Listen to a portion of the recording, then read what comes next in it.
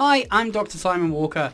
I'm currently an academic working at the University of Glasgow, the University of Strathclyde and Glasgow Caledonian University, and I'm making this quick video on how to write a really great history/humanities essay, because I want you, as possibly my current students or future students or anybody who's currently in university or even college or even school, to have the best tools so you can write the best essay. So I hope this is useful, and good luck with your essays. So firstly, I'm going to take you through a small acronym. It's an acronym that I only came up recently, but it's something I've been saying for a long time. It's just one of my classes pointed out to me that I can't spell, which everybody knew, and they helped me rearrange it, so fair play to them. But the acronym for writing a really great humanities essay is SLEEP. S-L-E-E-P. Now this stands for the 5 core functions I believe are integral to a really great essay. We start off with S for structure. We then move into L for linkage, then E for explanation, another E for evidence, and finally a P for presentation. And the remainder of this video will talk you through these core sections and hopefully really help you with your essay writing. So let's jump straight in. Starting with S, structure. Structure is one of those core facets of writing an essay which is so integral that often it can get lost. The structure element is the idea of planning and structuring your essay so clearly that the information that you're trying to put across is clear and easy to mark, easy to read, easy to recognize. Remember, when you're writing your essays, they are to be marked. The idea is that you are demonstrating knowledge and making points as set to you by your tutor, your lecturer, whoever has set you that essay. So it's really important that you make that as clear as possible to give us the opportunity to give you the highest mark we can. So in terms of structure, you tend to look at 3 core aspects, the first one being the introduction, then you've got the sections of your essay, and then finally your conclusion. Now, your introduction should not be an opportunity for you to do an info dump. It should start off with an introduction to the question, cover a wee bit of context, possibly with some references, and then lead into how you're going to answer the question. Not the answer for the question, but how you intend to tackle it, i.e. what is the journey plan of your essay to come. The clearer this can be and the better written, the better the essay. As I said, this is not an opportunity for you to tell us the answer, it's the opportunity for you to tell me how you are going to answer the question set. Then you'll have your sections, and then you'll have a conclusion.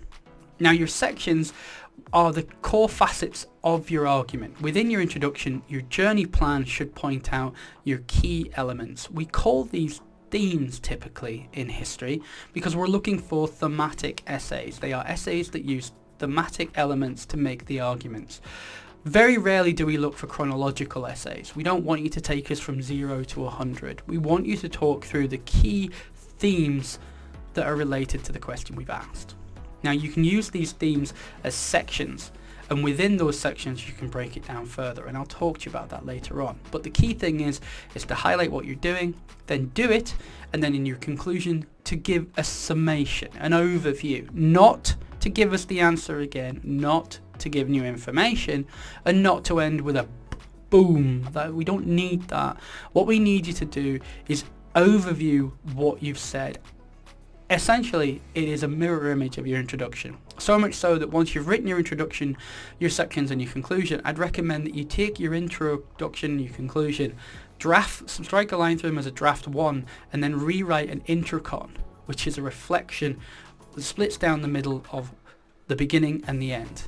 This will mean that you're on par with what you've just written in case anything shifted, and it means you know that you're clear. That's your structure. Then we move into linkage. Linkage fits really well into structure because as the structure goes forward, you continually need to make sure that you're answering the question. To quote a famous sci-fi movie, stay on target. What you need to do is be able to go back to what is written, as in what is the question that has been set and what you've written, and show that you're making progress. So for example, at the end of a paragraph, you want to make sure that you've linked it back to the question set or what you've just said. Your linkage is really important as you move throughout your essay. You have to keep it clear that you know where you're going and signpost for the reader where you're going so they can keep up. Linkage is key, and we'll come on to this a little bit more in the next section. Obviously, bang smack in the middle, explanation. In many ways, this is almost so obvious that it tends to get overlooked, because obviously that's what you need to do. You need to have a clear explanation in relation to the question that we've asked. Whether that's a question of explain, debate, argue, agree, disagree, etc. Right? So all these kind of questions, they always ask you to present an argument and information. But the point here is it's not just the presentation of information, particularly at university level. We're not looking for black and white answers or factual elements all the way through. We do want factual elements, but we don't just want this data, this data, that kind of thing. That doesn't answer anything. We're looking for you to utilize your knowledge and, most importantly, your research. So your explanation has to be intricate and it has to be backed up by evidence, which is something I'll come on to in the next section. Here I introduce another one of my core sayings, which is state, debate, relate. State, debate, relate. Going back to your structure, I said that you would have sections, and within those sections you would argue key points. So let's take a 3,000 word essay. For me, I would expect to see three core themes, three core sections. But within that section, there will be 2 or 3 smaller sections. Usually, these would be paragraphs. Now, paragraphs are really important because as you are presenting your essay, you will realize that markers tend to give you comments back at the end of a paragraph. It's the logical place to do it. You get to the end of a paragraph, you think that was a really good point, or that could have been clearer, you make a comment on it. These are subconscious marking elements. So marking points. So make sure that your paragraphs are clear, that they're not too large, but they're also not so small that you haven't said anything and they become pointless. Best paragraph for me would be one that follows state, debate, relate. So it opens by stating the point of the paragraph. What is the key little element you want to talk about? For example, if you're writing an essay about technology in the First World War, this might be your section on tanks. Or it might be the biggest your large section may be on tanks, and this might be on the arguments against tanks or on how dangerous they were, etc. So your opening gambit, your opening statement for that paragraph will be tanks were incredibly controversial when they were first introduced in the First World War. Nice opening sentence. Then you want to debate it. So state, debate, relate. You've stated, we're now debating. How do you debate? Well, obviously you can debate by you writing what you think, which is great, but it won't get you the marks you want. Because what we really need is for you to take what you think and demonstrate how you know it through evidence. And that is the arguments of historians, of theorists, of thinkers, of writers, of academic writers, and or primary source analysis, i.e. sources from that time. If you're doing a source analysis, for example, you can validate that by either comparing it to another source and see if there's correlation, see if they corroborate each other, or by carrying out looking at the secondary literature and seeing if other people have made the same argument and have also looked at other sources. Essentially, out there are thousands of hard-working, underappreciated, often incredibly great-looking historians who've written books and articles that have been peer-reviewed and run through the Mensa before they get anywhere near you.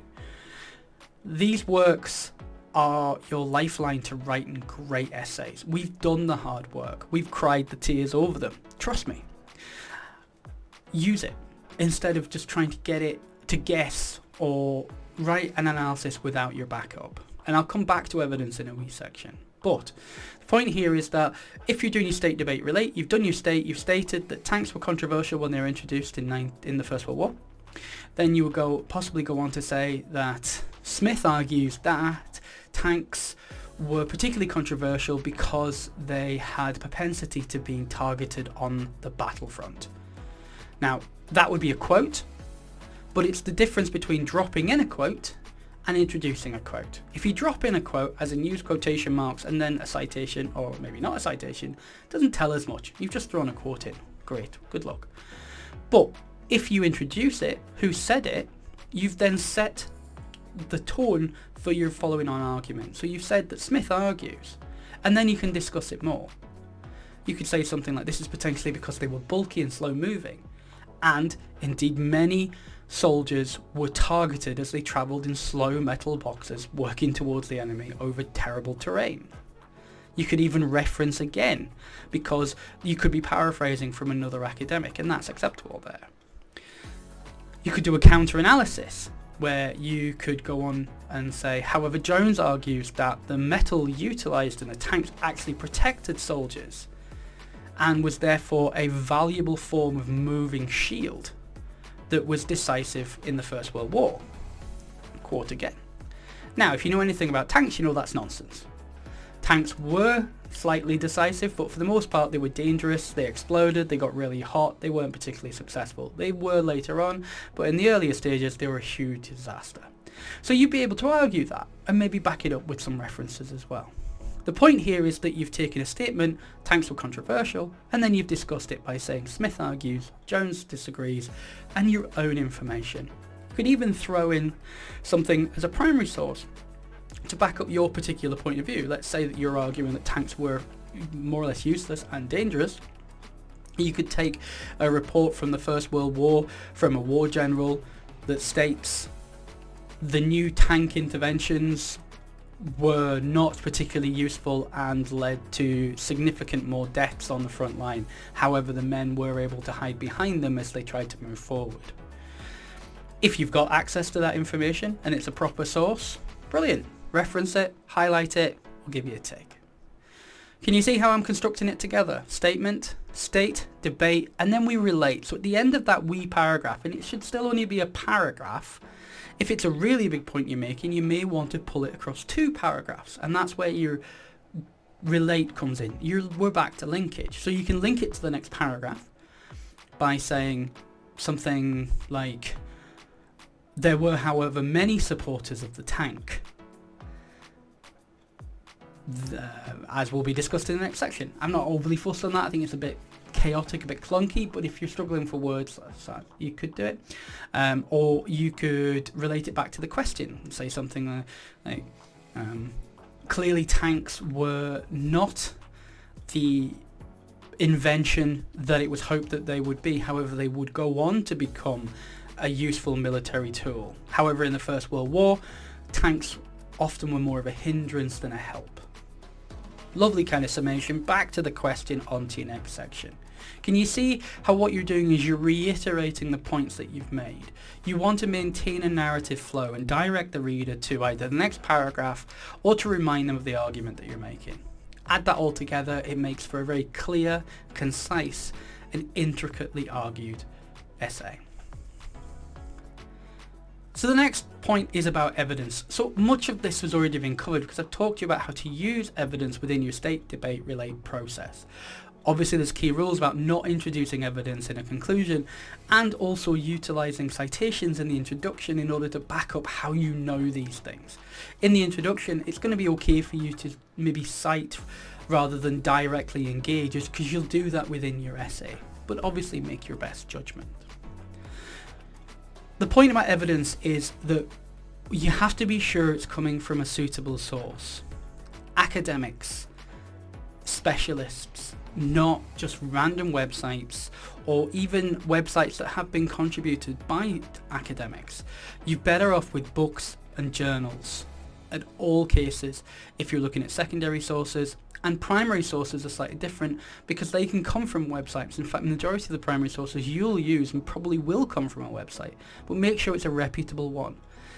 The argument here would be that if it's from somebody's blog, probably not great. Can we verify it? If it's from a library or a library website, or even directed to you by a historian, then it's probably better.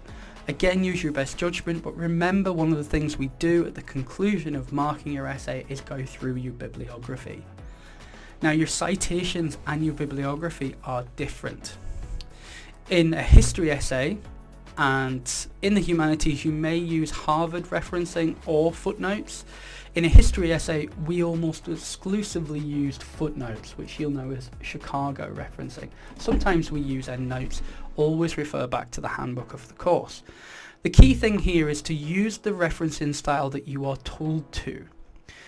You can always get help with this. Any educational establishment will have services to support you, and if nothing else, your tutor and your lecturers will be very glad to talk you through it. Your handbook will always have examples, or your VLE, your virtual learning system, will have examples. Just look for them. Always try to use what the university tell you rather than just a random internet search, because you might get the wrong information even though you've tried your hardest. So best to check. The reason we're so pernickety about this is references allow us to know that you've got your information from the right source. So it's not led you up the garden path or told you the wrong piece of information. I'm not going to go any further into this because you could watch my source analysis video and how to source separately if you like, and I'll include the link. But the point here is that your bibliography is not your reference list. Your citations and your footnotes are what you have used in your essay as evidence. You've engaged with it, you've argued it, whereas your bibliography is all of that plus everything else you have read and considered to get the knowledge you've needed to write your essay. We would not want to see just your citations in your bibliography. For me, I always look for up to double, because if you're going to write an essay, you need to do all the round reading first, and not everything is going to make its way into your essay. But at least then we know you've read the core texts, and in many cases those core texts are the ones we tell you to read when giving you advice about your essay or in the tutorial or related to the lecture. So don't do hard work for yourself, follow what we've told you to consider and read them through. And remember, we're not always looking for you to read something cover to cover, we're asking you to look at the key sections that go for you. What we're hoping you'll do is you'll pick up key text and you'll want to read it all the way through, or you'll use it. But there's a lot of text out there and a lot of topics, so it's always important to read what we suggest and make sure you glance through the introduction, if nothing else, in many of these pieces of information. If you're going to use it in your essay, you better make sure you've read it, because 9 times out of 10 we've read it and we remember it better than you do. So make sure you're including things that are right. And that is evidence. Finally, we end up with P, which is for presentation. Presentation is key. Presentation will make a lot of difference. I've already covered you about paragraphs, and that should be becoming clear about why we need these things. But presentation is key because there are key things we ask you to do, like the references. For example, like the references, if you're struggling with it, I would suggest that you go to the handbook or information we've given you, copy and paste the example we gave, because we always do, and use that as a template for every reference that you then go on and do. Because you don't have to mess around with commas and full stops and page numbers and the P for the page numbers, because we've done that. You just have to change the information. It'll make your life a lot easier, and always try and make your life easier. There's also software that you can use. Speak to your tutor about it. Your presentation isn't just things like references, but it's also about following the instructions we've given you. For example, we might ask it for it to be in a certain font. We might ask you to double space it. The reason for this is because we need them to be uniform and we need to be able to see it clearly. For example, if you don't double space, then your paragraphs are going to look tiny. If you do double space, then we can use that space to mark in and read it, and we can judge it better. You might need to justify it.